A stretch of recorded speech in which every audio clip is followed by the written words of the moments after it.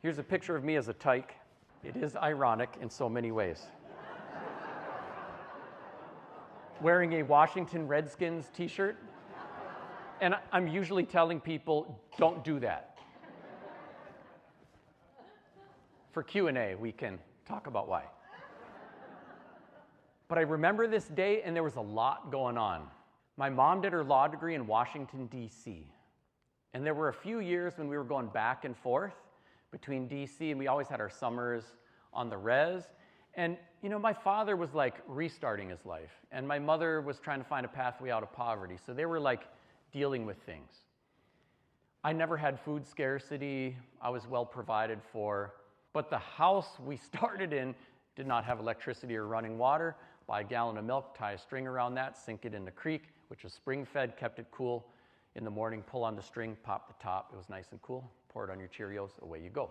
I was brought from like being a native person to being the Indian in DC, and back and forth in these different environments. And in first grade, I was the only native kid in my class. Everyone else was either white or black. And I was a great novelty because I was a boy with long hair. One day, I don't know what possessed her, the teacher decided to dress me up like a girl in front of class, put barrettes and makeup and the whole works. And they had a good laugh. Like, you would think someone would get fired for doing things like that. Maybe today, that would be a little more likely. Although I have heard today about native kids having their hair cut as a punishment at school and other things going on. Or, you know, that's not all the way behind us. But in any event, I also don't know what possessed me. Maybe because I come from a long line of ferocious warriors. But I never told my parents what happened. I just came home and I said, Ma, I want a haircut. And I got one. There I am, that 70s do. I toughed it out through first grade. Second grade, I actually had a black teacher, the only teacher of color I ever had in my journey. And it was such a relief. She treated me like a normal human being. She was left-handed. I tried to write lefty, even though I'm right-handed. Third grade, and from then on, always white teachers, and I kind of froze like a deer in the headlights. I was like, oh, here we go. And for a skinny little native kid, I put on the best stoic Indian. They'd say, what's your name? Says here, your name's Anton. What's your name? All right. Take it to the principal, you know, and I'd be down at the principal's office. What's your name, kid? Pretty soon they'd have me assessed with learning disabilities, behavior disabilities, all these different things. Makes you wonder about the assessments. And eventually they're like, we're going to have to send him to a special school. And I'm thinking, yes, I'm out of here. But I was also thinking about my mom, who could be kind of ferocious at times, and what she might do to me if I got kicked out of like third grade. And so they finally asked, do they speak other languages at home other than English?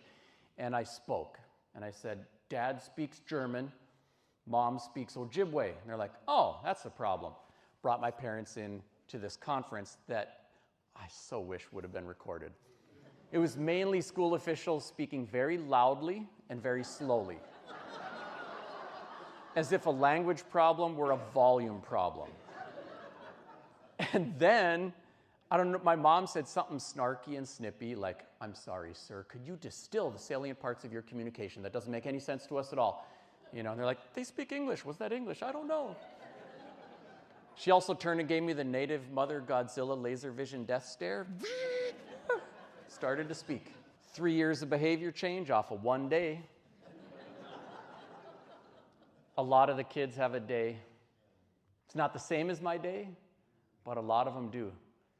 And it's like mercury in a fish. The microaggressions and the macro ones accumulate to the point where here we are in mixed company trying to get something done, and we don't always realize that the emotional trust bank account may start with a negative balance, and we haven't even opened our mouth yet or done anything wrong.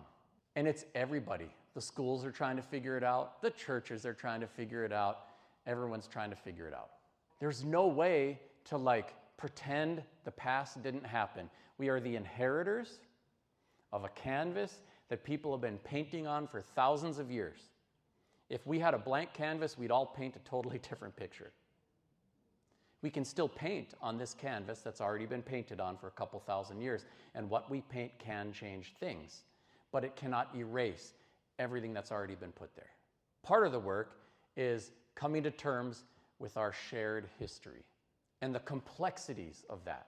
For me, America has a beautiful foundational promise and has had many highly oppressive realities from then to now. For me, America saved my dad's life and tried to kill my mom. It's not just an evil thing, and it's not just a beautiful thing, although I think there are people who would want you to believe it's only either or. It is yes and. The stories of people coming to America to make a new, better, beautiful life came at the expense of other people who were here or who were brought here against their will to provide the land, the labor, and so many other things. You cannot remove the ugly stuff from the beautiful stuff. It's all on the canvas. And you can't cover up the ugly stuff and say it never happened. We need to reconcile those things and come to terms with it. The efforts today to purge federal websites and educational material and tell people what to teach and what not to teach, that won't change the truth. And truth and reconciliation begins with truth. There's no way around that. An uncomfortable array of truths. By the way, the other thing going on in this picture that's a little harder to tell is that, I just had a haircut. I'd been through this experience, but deep down inside, I still knew that being Anishinaabe, being Native, was a good thing. And all I could find was an old Washington Redskins t-shirt, so I put it on. Sometimes we deal with hypervisibility, like the long hair and getting picked on for that, and sometimes we deal with invisibility. And I did want to be seen for who I was. I've got this bandana on, and that was a cape because I was super Native.